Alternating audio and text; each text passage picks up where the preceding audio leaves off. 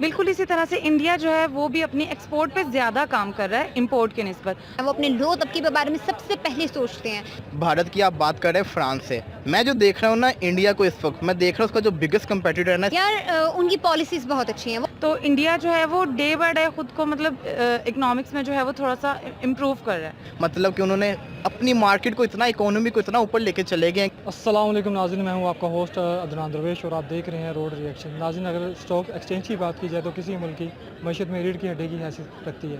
नाज़रीन, आज हम बात करने जा रहे हैं भारत की स्टॉक एक्सचेंज के हवाले से कि वो फ्रांस को पीछे छोड़ते हुए छठे नंबर पर आ गई है। आइए चलते हैं पाकिस्तानी अवाम की तरफ और उनसे पूछते हैं कि इस बारे में अपनी क्या राय रखते हैं। तो आइए चलते हैं। वालेकुम अस्सलाम। सर, आपका नाम? वलीद रऊफ़। अच्छा वलीद, मेरा एक क्वेश्चन ही है, बिज़नेस के हवाले से ही है। भारत की जो स्टॉक एक्सचेंज है वो फ्रांस को बीट करते हुए छठे नंबर पे आ गई है, तो इस हवाले से आप क्या कहेंगे? देखिए, एज अ बिज़नेस स्टूडेंट मैं ये स्टडी करता रहता हूँ, रोज़ का न्यूज़पेपर भी पढ़ता हूँ। तो मैं आपको मज़े की चीज़ ये बता दूँ, भारत की आप बात कर रहे हैं फ्रांस से। मैं जो देख रहा हूँ ना इंडिया को इस वक्त मैं देख रहा हूँ उसका जो बिगेस्ट कंपेटिटर है ना इस वक्त वो है चाइना।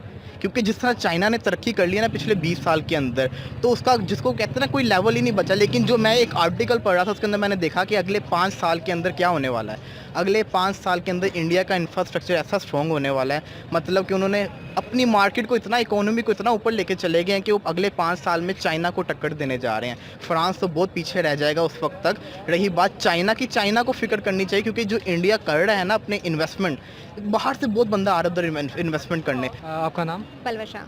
अच्छा, मेरा एक क्वेश्चन है स्टॉक एक्सचेंज के हवाले से। भारत छठे नंबर पे आ गया फ्रांस को पीछे करते हुए, क्या वजूहत है? पाकिस्तान में बिजनेस नहीं आ रहा और भारत में इतना बिजनेस आ रहा है क्योंकि स्टॉक मार्केट जो है छठे नंबर पे चली गई है। यार उनकी पॉलिसीज़ बहुत अच्छी हैं। वो अपनी आवाम को बराबरी भी लेके चल रहे हैं। वो अपने लो तबके के बारे में सबसे पहले सोचते हैं। हम लोग क्या कहते हैं कि यार हम अपनी आवाम के साथ बहुत लॉयल हैं, हम अपनी आवाम के साथ बड़ा सोच रहे हैं, और बाद में हम अगले ही दिन जो है वो पेट्रोल, आटा, चीनी, हर चीज़ की कीमत बढ़ा देते हैं। हमारे पाकिस्तान में मौजूद है सस्ती चीनी, हम बाहर से महंगे दामों से ये जो है वो ख़रीद रहे हैं। क्यों? क्योंकि हमें जो है वो आवाम का बहुत ख्याल है, हम बहुत लॉयल हैं पाकिस्तान के साथ। अगर हम इसी चीज़ को लेके चलें कि यार जिस तरह से वो सोच रहे हैं, हम अपने पाकिस्तान की चीज़ों को जैसे यूज़ करेंगे और बाहर से कम खरीदेंगे ना, तो वो पैसा हमारे लिए फ़ायदेमंद होगा। हम अपना थोड़ी मिकदार में चीज़ें छोड़ के बड़ी मिकदार में बाहर से लेते हैं। यार हम अपनी चादर को देख के अपने पैर फैलाएं ना, तो हम अच्छी मैनेजमेंट कर सकते हैं। Thank you.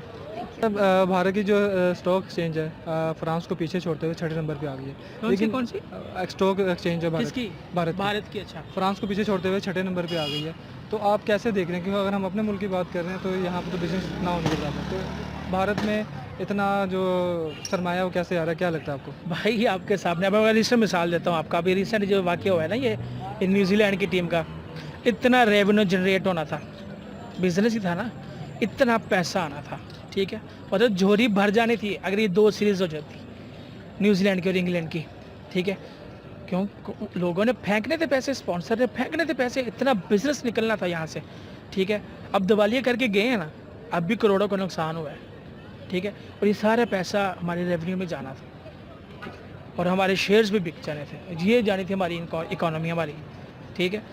जो दूसरे हमारे जो फैक्टर्स हैं ना, जो हमें नहीं देखना चाहते कि यार ये बंदा ऊपर जाए, यार ये छलवार खींच दो, यार ये लत खींच दो, है ना, थल्ले सुटना जितना मर्जी सुटो, तो ये लोग बढ़ने नहीं देते। नहीं तो हमारी स्टॉक एक्सचेंज, मैं कहता हूँ हमारे शेयर जो हैं ये ऐसे जाएँ ऊपर। नादिया मनीष। अच्छा नादिया, मेरा क्वेश्चन ये है कि भारत की जो स्टॉक एक्सचेंज है वो छठे नंबर पर आ चुकी है फ्रांस को पीछे छोड़ते हुए, और इसके पीछे आपको क्या वजह लगती है? जी सर, पहले तो भारत से पहले थोड़ा सा पाकिस्तान की बात कर ली जाए। हमारे इतने इश्यूज़ हैं कि हम मतलब डेवलपमेंट की तरफ जाते ही नहीं हैं। हम आई डोंट थिंक सो कि प्रोग्रेस की तरफ हम जा रहे हैं। तो इंडिया जो है वो डे बाय डे खुद को मतलब इकोनॉमिक्स में जो है वो थोड़ा सा इम्प्रूव कर रहा है। जब वो इम्प्रूव कर रहा है तो obviously as every country wants कि हमारी जो है वो एक्सपोर्ट जो है वो बढ़ जाए, इंपोर्ट कम हो जाए। बिल्कुल इसी तरह से इंडिया जो है वो भी अपनी एक्सपोर्ट पे ज़्यादा काम कर रहा है इम्पोर्ट के निस्बत। So I think that is why वो फिर प्रोग्रेस कर रहा है। अच्छा, मौजूदा गवर्नमेंट काफ़ी कोशिश कर रही है बिजनेसमैन को पाकिस्तान में लाने के लिए, लेकिन फिर भी आप देखें कि जानबूझ के ऐसे हालात पाकिस्तान में पैदा किए जा रहे हैं कि बिज़नेस ना आए। जैसे न्यूजीलैंड की टीम आई, एक अफवाह फैला दी गई कि यहाँ मुल्क अनसिक्योर है, और इंग्लैंड ने जो किया, तो आपको लगता है कि पाकिस्तान में कोई बिज़नेस वगैरह आएगा? नहीं, सी बिज़नेस के लिए पहली आई थिंक पहली शर्त तो ये है थोड़ा सा ट्रस्ट के बाद कि पॉजिटिव नोट पे काम होने चाहिए।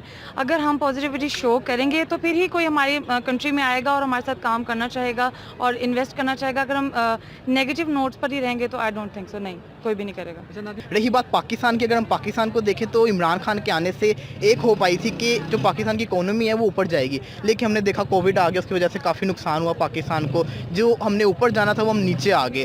तो इतना मैं क्रिटिसाइज़ नहीं करूँगा गवर्नमेंट को, गवर्नमेंट अपना अच्छा काम कर रही है, क्योंकि जितना हम पे कर्जा चढ़ा हुआ है ना, हमारी इकोनॉमी तभी ऊपर जाएगी जब हमारा कर्जा कम होगा। तो पहले कर्जा उतारेंगे फिर इकोनॉमी ऊपर जाएगी। जहाँ रही बात इंडिया की, तो इंडिया के आप देख रहे हैं रिलायंस ग्रुप हो गया, टाटा ग्रुप हो गया, इनके रोज़ डेली बेसिस पे आप देखते हैं अचीवमेंट कितने बड़े बड़े जाते हैं। तो जब आपके पास इतने बड़े बड़े ग्रुप हो आपके मुल्क के अंदर, तो फिर आपका मुल्क तरक्की करेगा ना। फ्रांस क्या, वो पीछे हर एक को छोड़ देंगे। अच्छा, मेरा क्वेश्चन ये भी है, हमारे यहाँ बिज़नेस नहीं आ रहा। गवर्नमेंट अभी आपने देखा होगा जैसे न्यूजीलैंड का वाक़या हुआ कि इंटरनेशनली भी पाकिस्तान को जानबूझकर डिमोरलाइज़ किया जा रहा है और ये दुनिया को ये बताया जा रहा है कि ये अनसिक्योर मुल्क है। तो ऐसा क्यों है? देखिए, सिंपल सी बात है कि जब आप तरक्की की तरफ जाओगे ना, तो आपके दुश्मन आपको नीचे करना चाहेंगे। पाकिस्तान के बहुत से दुश्मन हैं, पाकिस्तान का कोई एक दुश्मन नहीं है। अब पाकिस्तान जिस दौर से गुजरा है पिछले 10 साल पे आप जाओ तो पाकिस्तान के बहुत बुरे हालात है। अब जो पाकिस्तान जिस सिचुएशन में आ रहा है ना, पाकिस्तान को ये बर्दाश्त करना पड़ना है। लोग पाकिस्तान को खुश नहीं देख पाएंगे। अब पाकिस्तान तरक्की की राह पे जा रहा था, पहले कोविड आ गया, उसके बाद से ये पाकिस्तान के अब इतने सालों बाद क्रिकेट वापस आई हमारे मुल्क के अंदर, आपके सामने है। कोई मेन वजह नहीं थी, कुछ भी नहीं था। या तो हो ना किसी बंदे को, या तो किसी ने मार दिया हो, या कुछ हो गया हो, वाकया हो गया, कुछ भी नहीं था। ऐसे ही बस जी कंप्लेन आई, चले गए। तो ये मतलब कि सब कुछ समझ आ रहा है कि कौन लोग करवा रहे हैं। आपके सामने अफगानिस्तान का टॉपिक है, अफगानिस्तान का पाकिस्तान के साथ खड़ा हुआ है। ये सिंपल ये वजह है तभी के जितने भी घोड़े हैं ना, ये सारे एक हो गए। पाकिस्तान पे प्रेशर डालो, किसी तरीके से पाकिस्तान से ज़रा अलग हो, तभी जाके कुछ होगा। जैसे पाकिस्तान ने उनको सपोर्ट ना किया होता तो ऐसे जाती न्यूजीलैंड। आप खुद सोचें, इंग्लैंड मना करती, ये सारे के सारे मिले हुए हैं। ये जो 5 बिग आई है ना, ये जो इनकी इंटेलिजेंस है, ये सारे के सारे एक ही हैं। Thank you. अगर दिल लगा के हम देख लें, अगर कोई उंगल ना करे हमें, बस। वो पंजाबी की कहावत है, पंजाबी जो है, पंजाबी है ना जो पंजाबी, वो कहता है कि वो हर जंग जीत जाएगा। पंजाबी हर जंग जीत जाएगा, बस राह च लंगर ना लगा हुआ है। तो यही सीन है। पाकिस्तानी निकल जाते जब कोई ना कोई उंगल दे देता है तो फिर नीचे आ जाता है। तो भारत में क्या वजूहत लग रही है जो वहाँ पे फाइनेंस हर बड़ी कंपनी भारत आना चाह रही है? तो क्या भाई भारत की इकोनॉमी स्ट्रांग है, शुरू से स्ट्रांग है भाई, उन्होंने स्ट्रांग की है। जितने मर्जी ऐसे हुक्मरान आए हैं वहाँ पे, लेकिन उन्होंने इकोनॉमी नहीं गिराई। उनका मीडिया जितना भी गंदा है ना, उन्होंने ये नहीं बताया कि इकोनॉमी गिरी भी है या खड़ी भी है। खड़ी भी ज़रूर बताएंगे, गिरी भी नहीं बताएंगे यार। उनका इस चीज़ में बड़ा हाथ है यार।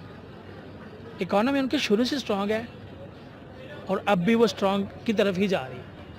ठीक है, हम स्ट्रगलिंग फेज़ में हैं। नाज़रीन, उम्मीद करता हूँ आज की वीडियो आपको पसंद आई होगी। अपने होस्ट अदनान दरवेश को दीजिए इजाज़त। कमेंट सेक्शन में अपनी राय से ज़रूर आगे कीजिएगा। हमारे चैनल को सब्सक्राइब करना मत भूलिएगा।